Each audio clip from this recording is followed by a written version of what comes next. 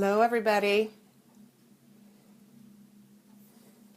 I'm going to check and see if I'm live.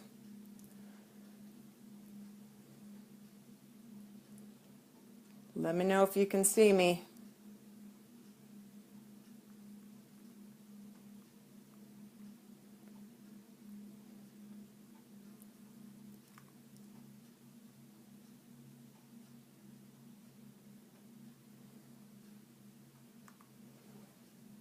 I see one person is watching. Hello, we're just waiting for some other people to join.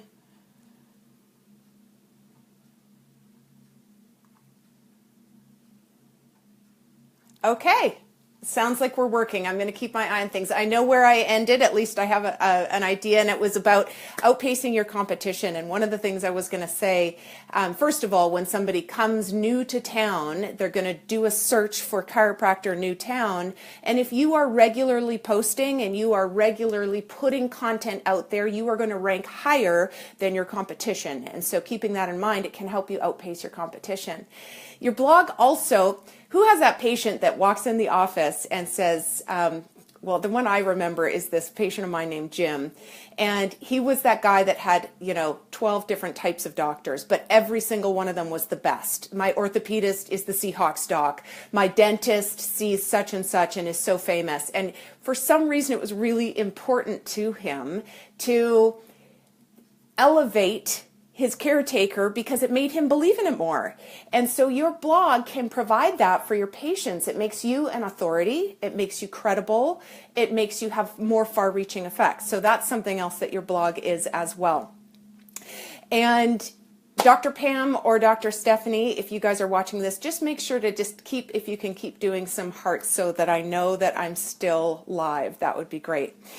Okay, and I will watch my text too. Okay, so that's outpacing. Now, I have a lot of clients that call and say, ugh, I hate blogging, it's blah, I don't like to do it. Their issues are that it's time consuming, no one sees it, it's inconsistent, they don't think it makes a difference if they do it or not, and it's the last thing on their to-do list. And that's really common with practitioners, business people who also have a blog as part of their marketing strategy, because it does take a lot of time, or it can. And so that is definitely, those are all valid reasons, but let's see if we can sort of deconstruct some of those and find out ways to make things move a lot more smoothly. So let's say you have a patient named Jane and she's got low back pain. And she is doing so much better. And you give her, on this particular day, she's due for stretches, and you give her the link to your blog post on the 4 essential low back stretches. She goes home, she's out gardening later in the day, and her neighbor goes, oh my gosh, June, you're doing so much better. And she said, I am. I have this fantastic chiropractor. Really? Well, my low back, it bothers me too. Well, let me give you this link of this article that my doctor wrote, and you can check it out. Well, what's so cool about that is your blog's hosted on your website, at least I hope it is. And so when neighbor goes to click through to that link, not only are they seeing your wonderful content, they are also looking at your website and the contact me and how to be a new patient, and all of that is right there for them. So it's a great hook to pull people to your website as well. And okay, so that was just an example of one of the powers of the blog for you, and a couple other things. Let's say you want to go and speak to a group of midwives, and you do a pitch email to kind of put yourself out there and you get no response. So then you do a follow-up pitch and you include 3 of your best posts on pregnancy and pediatrics. Well, guess what?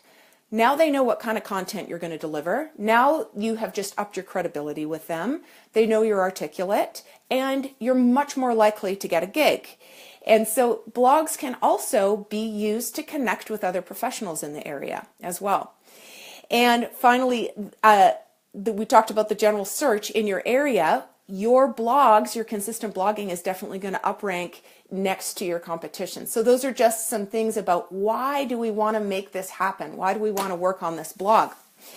So let's talk about the 5 simple steps to making your blog brilliant from Bleh. First of all, we want to choose a schedule. And I just want to keep checking that I'm live because I'd hate to just be talking to myself. I hope you guys are all doing well there, but I'm just going to pull this up. Okay. Choose a schedule. Now, lots of clients ask me, first of all, how long should a blog be? Well, it can be 300 to 500 words is a short blog. I write for an online blog that pays me to write some blog posts, and their required amount is 1,200 words. So they've done the research to show that max 1,200, but you don't have to write 1,200. It can be very short. And I also want you to keep in mind, it doesn't have to be new content every single time, meaning you could do a link up. That means you pull links from sources of things that newsworthy items that you think your patients should know, and just say, hey, here's a link up of some nutritional stuff that I was studying this week. You can also repost other people's blogs. Say, hey, I love this blogger. They're great. They do great exercise videos. Here's a link to that. And then you can also write your own content. And so remember that your blog is actually very dynamic and very flexible. It doesn't have to be a 1,200 word article every single time. So when we're talking about schedule, we want to think consistency. We want to make sure that we are posting on the same day at the same time, whether you do it weekly or monthly. We want to keep that consistent because there is an anticipation that is built by doing that. And your patients, your followers, your potential followers will start to expect that. And so we do not want to disappoint, and we want to make sure that we're very consistent. That's one of the biggest things. So that is creating a schedule. The second thing is to create an editorial calendar.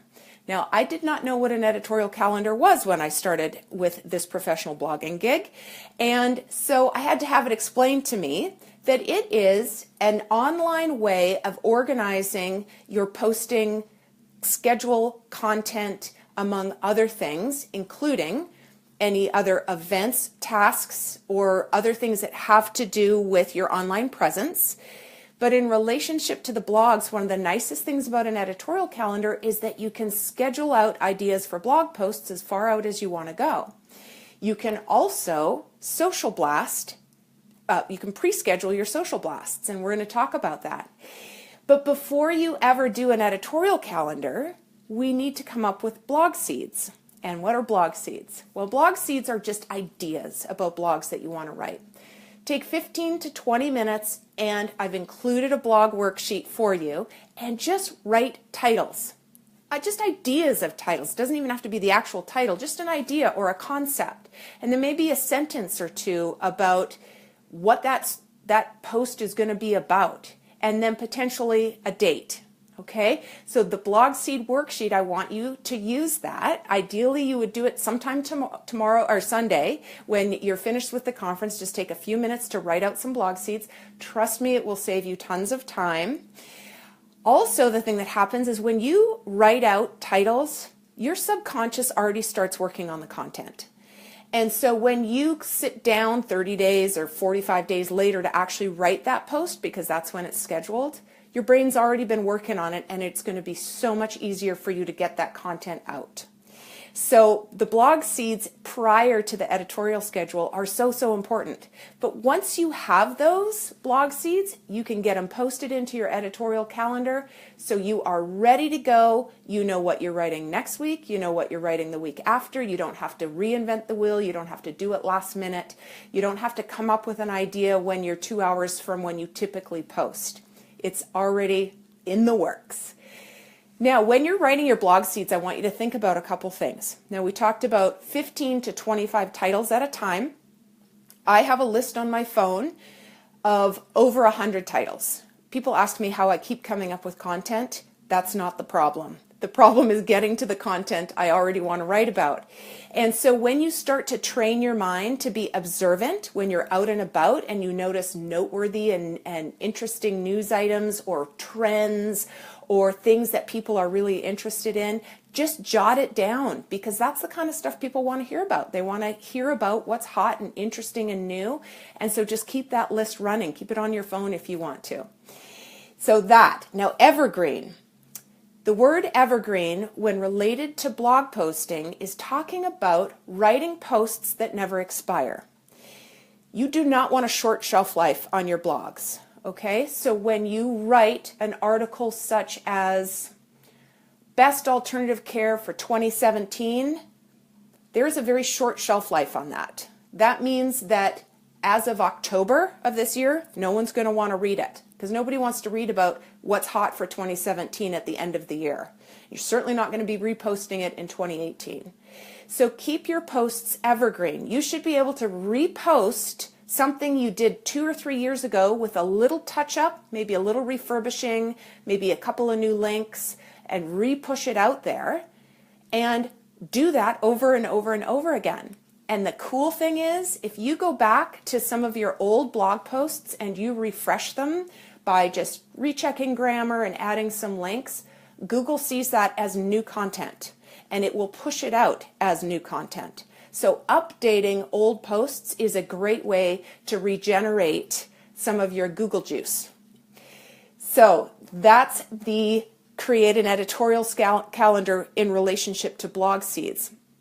And remember, we kind of touched on this already. Make sure you're posting your passion. So when you're writing titles, if they don't inspire you and they're boring, don't do it. Don't write about it because it will come out stale. So just keep that in your mind. Post your passion. Post what you're passionate about. Okay, we want to stop just for a second and talk about keywords. I didn't really understand this when I first started, and so what I would do, and what a lot of people who write blogs do, is they write a lovely post that they're super proud of, and then they think, well, how are people going to find this? And then they think of maybe 1 or 2 keywords that are going to be relevant, and they try to stuff them in the post a few times, and then maybe they try to shift the title around so that that word is in there, and that's backwards. What we want to do is we want to start with some relevant keywords and let that inspire the content of the post. But how do we come up with keywords? How do we know what the best key search words are? Well, there is a down and dirty way to find out what keywords are most relevant. And I will thank my blogging coach, Katie Widrick of Make Media Over, for this wonderful little tip because it takes no time at all and it really gets you where you want to go. So I want you to turn to the Pinterest page I have in your notes.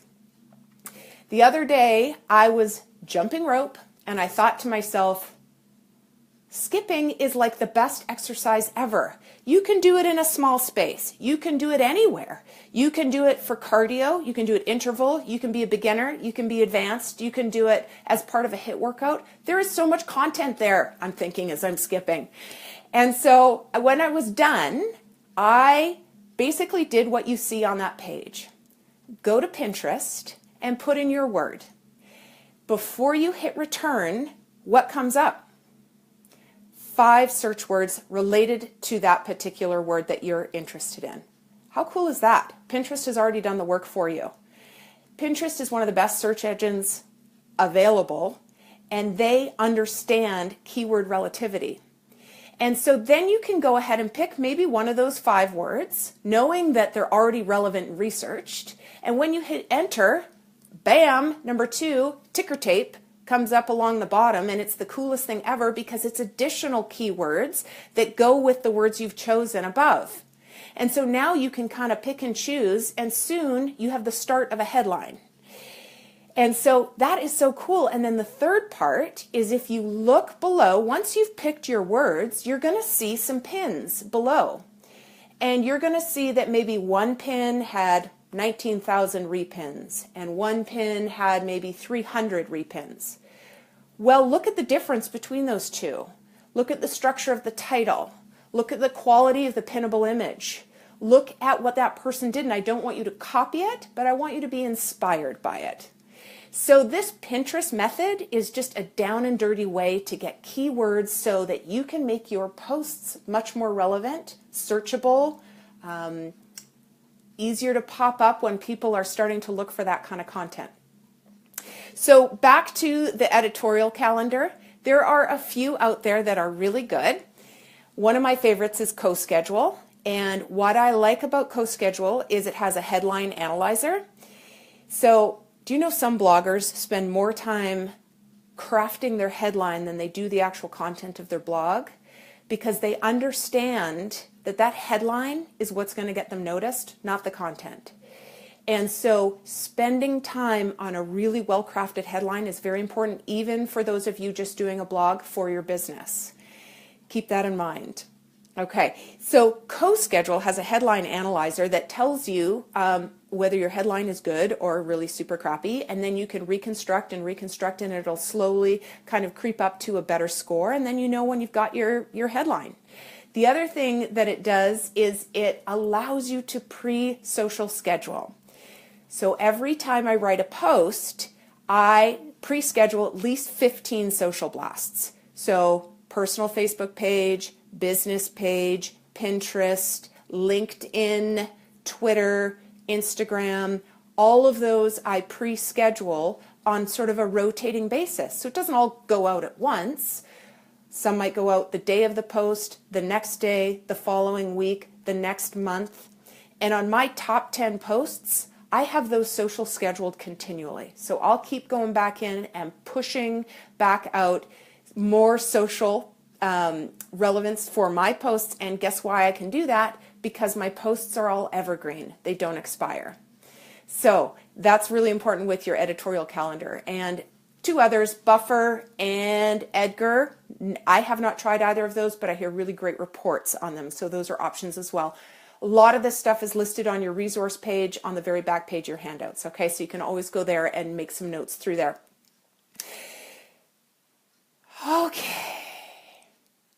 Yes, if you don't socially schedule your blog posts, they're going to basically creep to the edge of a cliff and then fall off and die.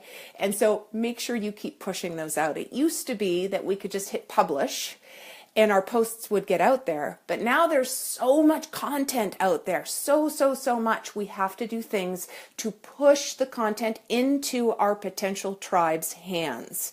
And we have to continually do that.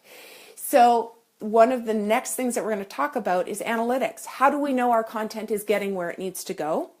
And we can do that so easily because there are so many free analytics options on the internet. We can look at Facebook Insights, which I forgot to put on your handouts. So make sure that you write that in. Terry, I'm sure, is going to be talking all about Facebook, but in relationship to your blog, because you're going to be posting your blog to your Facebook page, you can then go into Facebook Insights and you can slowly kind of look down at all the different blog posts you've posted, click on them, and it's going to tell you how many shares, how far your reach was, who commented, who liked, and then you can compare and go, oh, my posts on fitness are doing much better than my posts on nutrition or pediatrics or whatever it is that you're posting on. So you can start to see what kind of content your people want. You can also do that with Pinterest. Now, for those of you that don't have a Pinterest account or board, I strongly suggest you get one. And the very first board on anybody's page who has a business and who writes a blog should be a roundup of all of your blog posts. Because you want to very easily say to a patient, hey, all of my blog posts are in one very easily accessible spot. Just go to my Pinterest board, follow me, and then you can look at the Pinterest board of all my blog posts and you can scroll through there and see anything that you're interested in. And then the rest of what should be on your Pinterest board are areas of interest that you think your patients might want to go to. So fitness, nutrition, exercise, pediatrics, pregnancy, stretching, rehab, whatever it is, you should have separate boards for each of those so you can very easily send your patients to this wonderful library you have curated specifically for them. YouTube. Some of you, and I encourage this so strongly, may want to vlog instead of blog. So you may want to do video blogging instead of just regular blogging, and that's awesome because YouTube is one of the best search boosters that there are. The more you post on YouTube, the quicker you're going to start coming up that Google search ranking. And so it's a really great way to connect with your patients. It's a great way to get personally connected to potential patients, and it's a great way to educate. So go look at these stretches that I just did on YouTube. Go look at how I show you how to make a smoothie. People are liking video more and more and more and more, so I do encourage you to start a YouTube channel, and you can take your blog posts and either make them a video post or translate them into a video post, because once they're written, there's your script. Okay? You can just translate that written blog post into a script and use it. Google Analytics. If you haven't linked your website to Google Analytics, I strongly suggest you do. It is free, and there is such a wealth of information there. At first, it's a little user unfriendly, but once you get the hang, you can see which blog posts are ranking the best. You can see what your top 10 posts are, who's referring traffic to particular posts, where you're getting most of your traffic for those blog posts. It is so helpful. You can also see how long people are staying and actually reading your content. So if your session time is just a couple seconds, people aren't reading your whole post. Make them shorter. If your session time is longer, or your amount of time that someone is on your page is longer, then that's good. It means that they're interested in your content and they're staying to read the whole amount. So that Google Analytics is very helpful as well. So far we've talked about choosing a schedule, editorial calendar with blog seeds, and analytics. And now we're going to talk about squeezing your content, because you are spending valuable life energy curating this content, writing a beautiful blog post. We do not want to not utilize it to its fullest potential. And so how do we squeeze? And there are so many great ways to do this. So first of all, you want to make sure that you push it out to all of the networks. Your personal Facebook page, your professional, Pinterest, Instagram, LinkedIn. Many people forget to do that one with your blog posts. Your blog post is great content, and you can post to the LinkedIn newsfeed, and don't think that it just has to be about business. There's all sorts of articles on there. So make sure you're posting your blog posts with a little intro to LinkedIn, and then of course YouTube. And also we can be using our content for pitches. So when we want to make connections with other professionals or networking groups or whatever, we can push some of our relevant content to them to show our credibility, and our ability to share content in such a way is only going to help your reputation. And the other thing that I like to recommend is when you write a post, this is such an easy tip, link back to your own posts. So here's what you do. At the end of every single post you write, you say, if you loved this post, you're going to even love this one better. And you put one or two of your own posts below that relate to the content you're writing about, so it links back to other posts on your website. So linking back to your own posts is great. Giveaways. After you generate a certain amount of post content, you can start to bundle.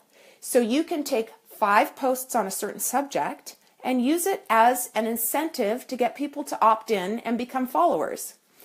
You guys are all probably aware of those little pop-ups that are super annoying. Sadly, they are extremely effective. And so doing a very tasteful pop-up when people land on your blog and just say, hey, if you want more of this kind of content, I'm giving away free 5 paleo recipes.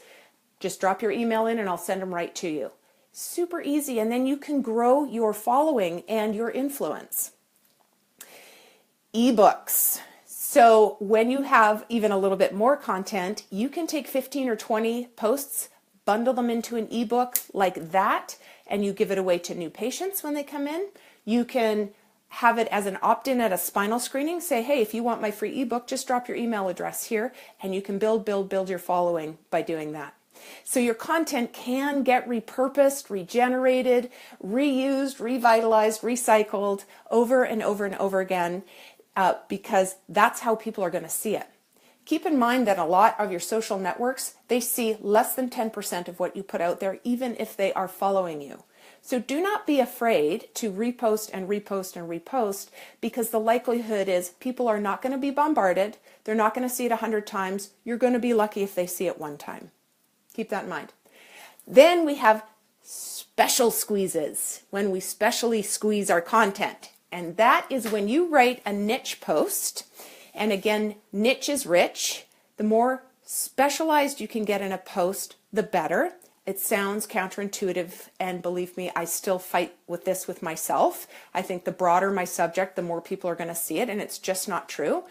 So if you write a post on ankle sprains, you probably are actually going to get less action on it than if you wrote a post on grade 2 inversion ankle sprain contrast therapy treatment. So keep in mind that niche is rich. You want to be very specific. So I wrote a post on Mary Berger. And Mary Berger is a barrel racer who last summer came out of the gates and kicked the competition to the curb. And why it was inspirational is because she was 67 and her competition are all 20-year-olds. And she absolutely killed it. And so I wrote a post on inspiration, and it was a niche post because not everyone wants to read about barrel racing. But I thought, how can I squeeze this content even more? And so I took 15 minutes and I looked up every barrel racing group on Facebook, and I literally posted it to every single group. It is now my 3rd most popular post of all time. And I am sure, because I squeezed it in a very special way and pushed it out to niche groups that would appreciate the content. So when you're writing your blog, think about that. Think about who'd like this subject matter. Softball coaches? Physiatrists?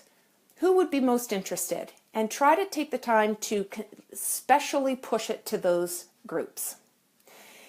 Finally, we're going to talk about automation, because one of the biggest complaints again is that these blogs take forever. Well, the first thing I'm going to recommend is freelance for hire. Right now, we are in a time where you can hire someone to do absolutely anything. And my coach always says, hire out what anyone can do so you can do what only you can do.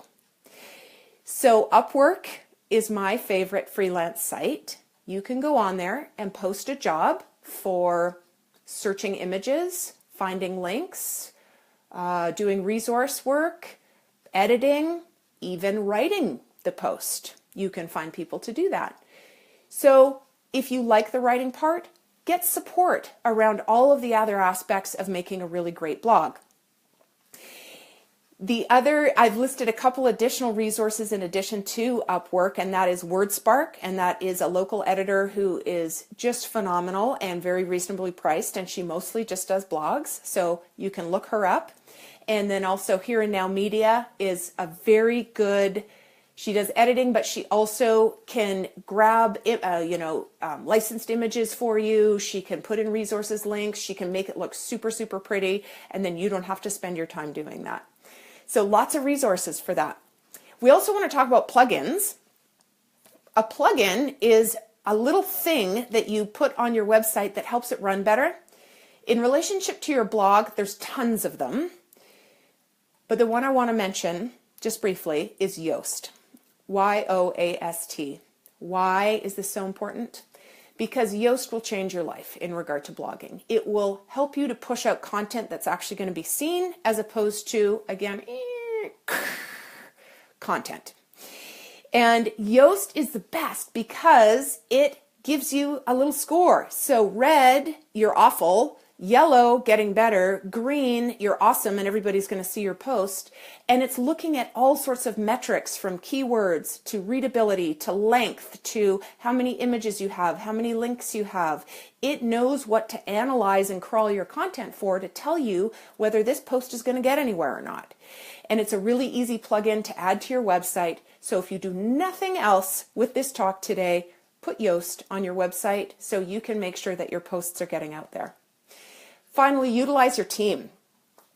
I am a freaky, control freaky, power hungry, don't let anybody else do anything kind of person. And I can remember a new employee coming to me and going, if you ever want me to edit or, just take a look over your posts, I'm happy to do so. I'm like, no, I got it. Little did I know my grammar and spelling were horrible. And she was seeing this in my posts, and she actually was a writer on the side, and I didn't know.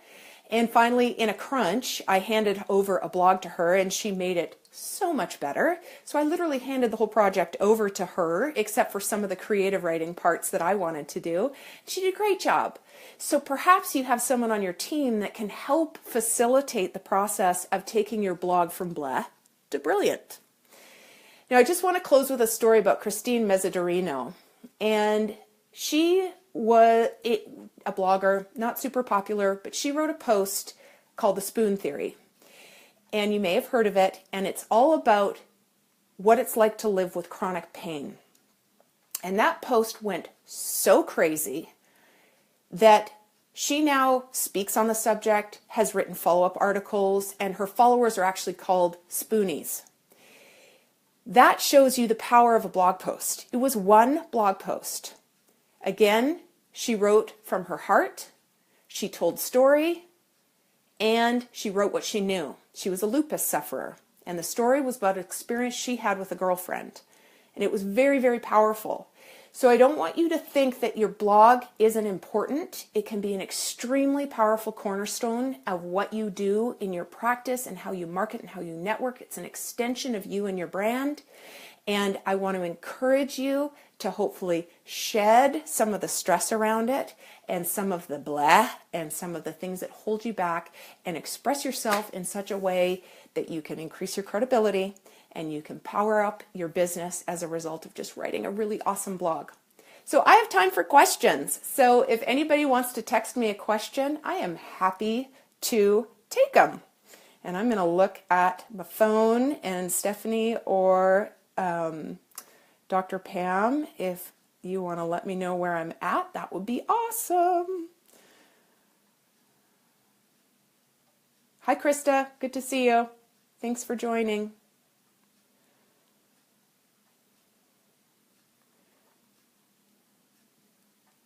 I'll wait just for a couple seconds. And guys, if questions don't get answered, please contact me at wellfitandfed.com. That is my blog. I would love to hear from you.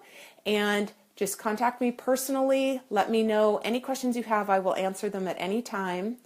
And I hope you guys have a wonderful rest of your conference. I know you have lots of great things happening.